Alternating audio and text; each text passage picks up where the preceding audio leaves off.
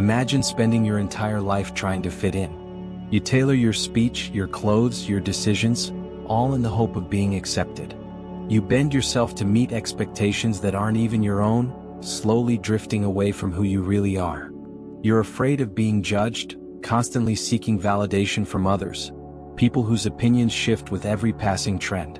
And in this endless quest for approval, you begin to believe that your worth depends entirely on how the world perceives you. But what if everything you were taught about the importance of pleasing others was, in fact, the very thing keeping you from truly living? What if the path to confidence, freedom, and even success doesn't lie in control, but in surrendering it? Michel de Montaigne, a French thinker from the 16th century, deeply explored this paradox. While the world around him crumbled under the weight of wars and political chaos, Montaigne chose to retreat, not to escape but to observe. In the quiet solitude of his library tower, he dedicated himself to understanding the human soul. His writings were not instructions but invitations to freedom. His philosophy, rather than being abstract, offers a compass for those who long to live with authenticity, ease, and inner peace. Montaigne questioned conventional ideas of success. He challenged the compulsive need to please and pointed toward a more peaceful, detached way of being. He believed that true serenity comes not from manipulating life, but from letting go. In this reflection, we're invited to walk the same path, to examine the anxiety of needing approval, the fear of failure, and the addiction to control. With Montaigne as our guide, we can begin to understand what happens when we finally stop caring about what never truly mattered. From a young age, we're taught that if we just control enough, our actions, our outcomes, our appearances, will be safe. Safe from judgment, from mistakes, from failure.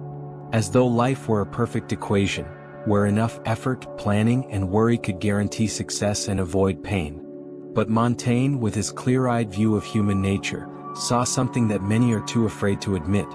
Control is, more often than not, an illusion. We live in a constant effort to manage the uncontrollable, the opinions of others, future events, how we're perceived. In doing so, we expend our most vital energy. The energy that could be used to create, to connect, to love, is instead wasted trying to fix what isn't broken or plan for what may never come. Montaigne nearly died in a horseback riding accident. That close encounter with death taught him something profound. No amount of preparation, caution, or overthinking could have prevented that random moment. And ironically, it was precisely in confronting this chaos that he found clarity. He realized that life is not about mastering control, but about embracing flow. He once wrote, "My life has been full of terrible misfortunes, most of which never happened." This deceptively simple sentence reveals an essential truth. Think of how many fears you've carried, how many sleepless nights you've spent worrying about outcomes that never occurred. How many conversations you've rehearsed in your mind, trying to manage responses that never came. The truth is, our obsession with control detaches us from reality. It silences the present moment. And the more tightly we try to hold the reins, the more fragile everything feels. Montaigne gently invites us to look at this compulsion with compassion, and then to let it go. Because life isn't a machine to be operated, it's a living, breathing entity full of unpredictability. And it only truly opens up to those brave enough to dance with the unknown. There's an invisible force that quietly drives much of what we do, the desire to be accepted. From childhood, we learn that approval is a form of reward, a proud glance, a compliment, a signal that we belong. Slowly, this need for acceptance begins to shape who we become. We choose what we wear, what we say, even what we dream, based on what will gain us favor in the eyes of others. But Montaigne, with his piercing insight, saw the trap hidden in this path. Living for others' approval leads us into a maze of self-doubt. When our identity is built on external validation, we lose touch with our inner truth. He didn't write to persuade or impress. He wrote to understand himself. He wasn't looking for applause, he was searching for honesty. And perhaps that's why his words still speak to us centuries later, because he had the rare courage to think freely in a world desperate for conformity. The need for validation is subtle. It sneaks into our daily lives, in the way we dress, in the things we don't say to avoid conflict, in the way we constantly adapt to our surroundings. We avoid being a burden. We avoid being disliked. But in avoiding discomfort, we imprison ourselves. The tragedy is that even when we finally receive approval, it feels hollow.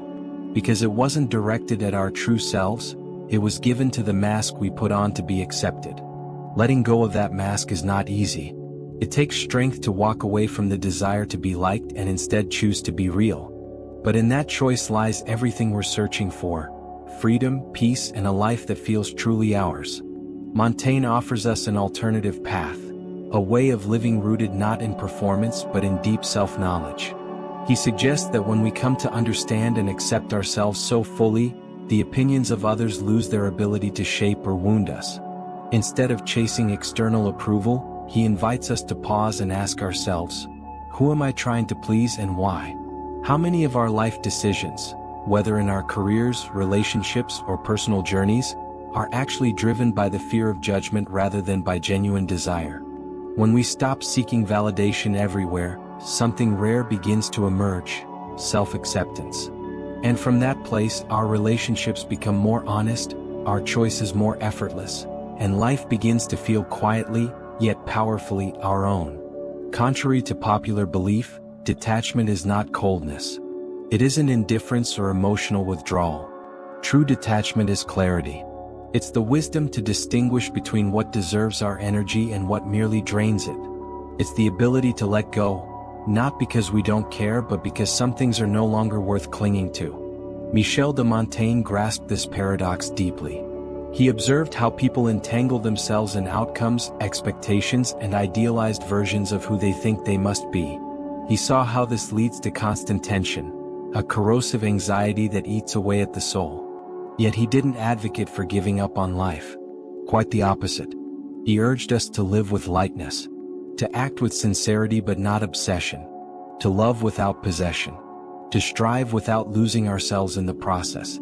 In the solitude of his retreat, Montaigne wrote not from obligation but from curiosity, not to impress the world but to understand himself. And in that spacious, unforced creativity, his soul found room to breathe. Reflect for a moment.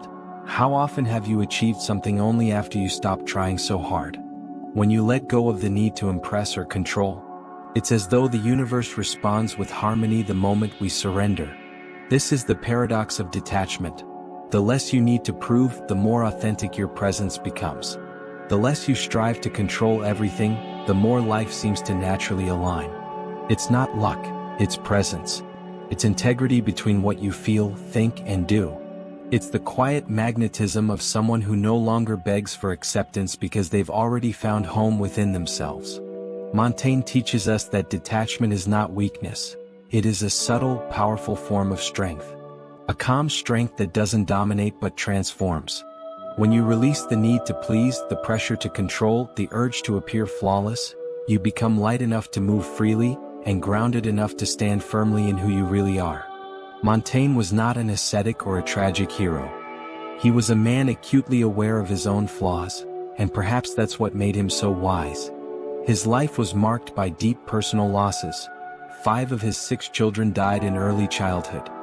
He endured the premature death of his closest friend, Etienne de la Boétie, and he lived through the political collapse of a France torn by civil war. Yet pain and disillusionment didn't make him bitter. They made him more real. Rather than grow hard, he chose to retreat. He left politics, gave up power, and retired to a tower in his estate, a sanctuary of silence, books, and thought. There, beneath the wooden beams and Latin inscriptions of his private library, he began what he called the study of the self, not to glorify himself, but to understand and accept his own humanity. In his essays, Montaigne revealed his soul with rare honesty. He confessed his vanities, his contradictions, his fears, his inconsistencies. And it is precisely this vulnerability that makes his work feel timeless. He once wrote, "I portray myself as I am at this moment, not as I have been or will be." That statement holds a liberating truth. No one is constant, no one is perfect, and everything is in motion. Accepting this allows us to drop the armor, to stop performing a flawless version of ourselves and finally inhabit the messy, beautiful reality of our humanity. In today's world, where everyone seems to be competing for an image of unshakable success, consistency, and perfection, Montaigne offers a counterbalance. He reminds us that being human means being contradictory. That changing your mind is not weakness but evidence of inner life. That embracing imperfection doesn't diminish us, it sets us free.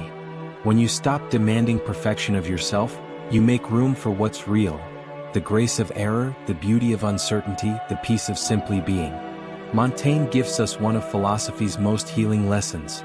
Wisdom isn't born from perfection, but from intimacy with our own imperfections. If there's any area where detachment truly reveals its quiet strength, it is in our human relationships. Montaigne, with his keen and sober gaze, saw how we become prisoners of one another, not always out of genuine love but often from fear. Fear of rejection, fear of being alone, fear of not being enough. And how often have you held on too tightly to someone, not out of freedom but out of insecurity? How often have you been disappointed because someone failed to meet an expectation you never voiced, perhaps one they never even knew existed?